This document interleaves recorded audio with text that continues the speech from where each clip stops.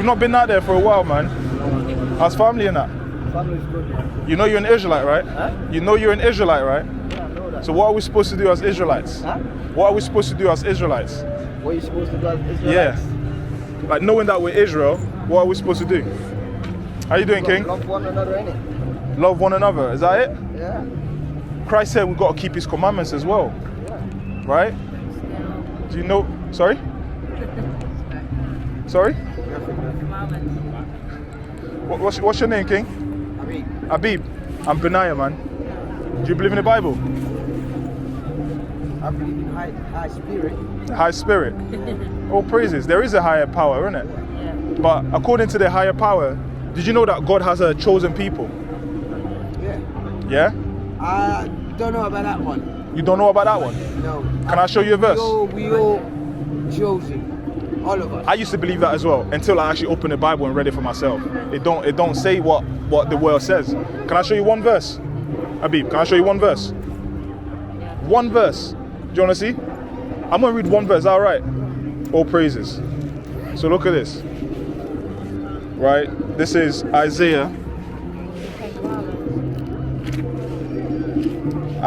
chapter 44 and verse number 1. It says, "Yet now hear, O Jacob, my servant, and Israel, whom I have chosen." Israel, whom I have chosen. Are you two together? Yeah? So now, that's your wife, right? Or that's your partner or whatever. That's the woman you've chosen, right? Have you chosen any other woman in the world? No. Can you lay down with any other woman in the world? No. Because what? You've chosen her. Yes. Same thing with God. God has chosen the Israelites. That means, and everybody else, they're not his people. He created everybody, but everybody can be his people, because if you've chosen something, that means that's the thing that's different from everything else. That's what God has done to the Israelites. Now, question is, people will say the Israelites is everybody now. Question is, who are the Israelites? Who would the Israelites be today? Because this is biblical times. All the people from biblical times, they're still alive today, believe it or not. Because God regenerates the spirit. The spirit comes back again and you live in a different body. That's how it works. So, who are the Israelites today? Do you know? The chosen. Yeah, who are the chosen ones? That's the question. Habib, who are the chosen ones? Do you know, sis? Who are the chosen ones? You. Okay. I'm going to show you how we know who the chosen one are. This is Deuteronomy chapter 1 and verse 1. It says, "These be the words which Moses spake unto all Israel on the side Jordan in the plain over against the Red Sea." So the book of Deuteronomy is written to the Israelites. Moses was speaking to the Israelites in the Red Sea, by the side of the Red Sea, right? I'm going to go to Deuteronomy 28 and verse number 1. It says, "And it shall come to pass, if thou shalt hearken diligently unto the voice of the Lord thy God, to observe and to do all his commandments and his statutes, which I command thee this day, that the Lord thy God will set thee on high above all nations of the earth." So this is the contract God made with the Israelites. If we obey his commandments and we keep everything he tells us to do, he's going to put us above all nations of the earth. That's what he said, right? Now we're going to read what happens if we don't obey. This is Deuteronomy 28 and 15. It says, "But it shall come to pass, if thou wilt not hearken unto the voice of the Lord thy God, to observe to do all his commandments and his statutes which I command thee this day, that all these curses shall come upon thee and overtake thee." So God said, if you obey my commandments, I'm going to put blessings on you. If you don't obey, I'm going to put curses on you. Are curses good things or bad things? Curses are bad things. Now, I'm going to read a couple of these curses and you can tell me who that fits. Whoever fits the curses, those people would be the Israelites today, right? The first curse, it says, "Cursed shall thou be in the city, and cursed shall thou be in the field." Who's cursed in the city and was cursed in the field? In the tobacco field, the sugarcane field. Have you ever heard of slavery? Yes. Who went into slavery? No. Who picked cotton and was cursed in the field in slavery? Because some people say everybody who had slavery at some point, but when you read the curse, you're going to see that it's specific about a specific people that went in that this happened to. So the first curse, it said, "This curse shall that be in the city, curse shall that be in the field." Right? I'm going to read another. verse 32. It says, thy sons and thy daughters shall be given unto another people, and thine eyes shall look and fail with longing for them all the day long, and there shall be no might in thine hand. Whose sons and daughters were taken and sold into another people? That happened to us. Not everybody can say this happened to them, right? Let me read 46. It says, I'm going to read 45 first. It says, moreover, all these curses shall come upon thee and overtake thee and pursue thee till thou be destroyed, because thou hearkenest not unto the voice of the Lord thy God to keep his commandments and his statutes which I command thee this day. And they, meaning the curses, shall be upon thee for a sign and for a wonder, and upon thy seed forever. So the Bible is telling us the curses, that's going to be on the Israelites for a sign and for a wonder. What does the sign do for you? If you're hungry and your friends say, oh, meet me at Burger King, you're going to look for a Burger King sign and say, oh, this is where I meet my friend. God said the curses that we're going to read, that's whoever fits those curses, those people are the Israelites today. That makes sense, right? And we just read just now, one people were sold into another, their children was given into another people. You said that happened to us. Let's read another. Through the history, that's what we know. Of course, of course. But the Bible backs it up with history. That's how we know the Bible is a true book, because we can look back into history and see that those things actually happened, but the Bible already said it. Like, for example, you know Alexander the Great? Have you heard of him before? Yeah? The Bible speaks about him coming into power. The Bible speaks about the Romans coming into power. And when you look into history, we see that happening. That's how we know this book is a living book. This book is alive. It speaks about what things that happen and things that will happen. Right? This is verse 54. It says, so that the man that is tender among you and very delicate, his eye shall be evil toward his brother, and toward the wife of his bosom, and toward the remnant of his children, which he shall leave. Who's got an evil eye towards his own people? Don't we rap about killing each other in music? Don't we have the ops? Like, have you heard of that term? That might be a new phrase for young people. They say, oh, my op is over there. I'm a spin on the block on my op. Who does that to each other? Do white people do that to each other? Black, we do that to each other, right? Let's keep reading. This is another curse that we fit, right? And it also says, toward the wife of his bosom. Who's known for hating their wives? Who's known for leaving their children? There's a saying that say, an elevator can raise a family, but a black man can't, because we're known for leaving our children. That's a curse that's happening to us. Not saying it doesn't happen to the other nation, but as a mass of people, we're known for that. We're the one that's known for these things, right? I'm gonna read last curse, right? I'm gonna go straight to it. This is verse 68. It says, and the Lord shall bring thee into Egypt again. The Israelites, they were slaves in Egypt. Did you know that? The Israelites were slaves in Egypt.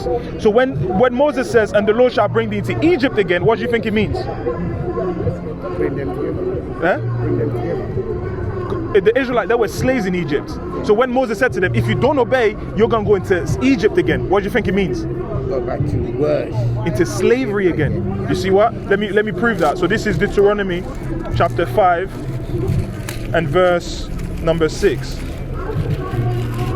Right? And it reads, I am the Lord thy God, which brought thee out of the land of Egypt from the house of bondage. So Egypt is synonymous, meaning it's the same thing with bondage. So when we get to 68, he said, and the Lord shall bring thee. Thank you, bro. Thank you, bro. Nice one. Thank you, bro. Thank you, bro. I appreciate that, man. Thank you. Yeah. So when it says, and the Lord shall bring thee into Egypt again, what do you think it means by that? And the Lord shall bring thee into Egypt again. What do you think it means by Egypt? Bondage again, slavery again. And the Lord shall bring thee into Egypt again with ships. Who went into bondage or slavery on slave ships? Did that happen to anybody throughout history? Nobody went through that. It says, by the way whereof I spake unto thee, thou shalt see it no more again. You'll never see your homeland again. And there, when you get there, ye shall be sold. Weren't we sold? Ye shall be sold unto your enemies. For bondmen, slave men, and bondwomen, slave women, and no man shall buy you. Meaning no man's going to redeem us out of slavery. Wherever we were taking slavery, we're still there now. We're still there now. So if this, Moses is speaking to the Israelites here, and we know this has happened to us. Who does that make us then? The Israelites. My nigga. And I just read earlier, if the Israelites are God's chosen people, and you agree, if that's your wife, right? That's your wife only. You're not going to sleep with anybody else. You're not messing with anyone else. That's your wife. It's the same thing with God. We are his chosen people. But right now, what we have to do is come back to him and start keeping his commandments. I'm going to leave you with one last verse, all right? This is Deuteronomy chapter 10 and verse 12. It says, "And now Israel, what does the Lord thy God require of thee? But to fear the Lord thy God, to walk in all his ways, and to love him, and to serve the Lord thy God with all thy heart and with all thy soul, to keep his commandments, that the Lord thy God, to keep the commandments of the Lord and his statutes which I command thee this day for thy good." Because it's for your own good to keep the commandments. If you don't, you know you're coming to the end world right now. You know that, right? You not see the times? You not see the way the world is going? There's war in Gaza. Russia's getting involved. The UK is getting involved. USA is getting involved. That war's gonna come here. We're coming to the end of the world right now. God is sending me out here to wake up his people, to start keeping his commandments. That's one thing we've stopped doing. We said we've got faith in God, all faith, but faith without your works is dead. Just like you can't say you love your wife, and every time she asks you to do something, you say shut your mouth, you slap her in the mouth. You don't love her. Really, do you? Because love is an action word, right? Someone can only show you they love you by what they do for you. I can say, oh, I love you all the time, but if I don't do nothing to back it up, it means nothing. Exactly. Actions speak louder than words. That's what the world says. They got that from the Bible. So we have to start keeping his commandments, brother. So now, if I was to ask your nationality, what would you say you are? Are you black or are you God's chosen people? I'm black and God's chosen. You're not. Look at your jacket. Is this black? What color is this? Black. Look at your skin. It's not black. It's brown. Brown. So who called us black? The colonizers call us black. But we're not black, because black is not a nationality. Black is a color out of a crayon box. We need to stop identifying ourselves as a color of a crayon box. We're more than that. We're God's chosen people. We fit the curses. That means we are God's chosen people, brother.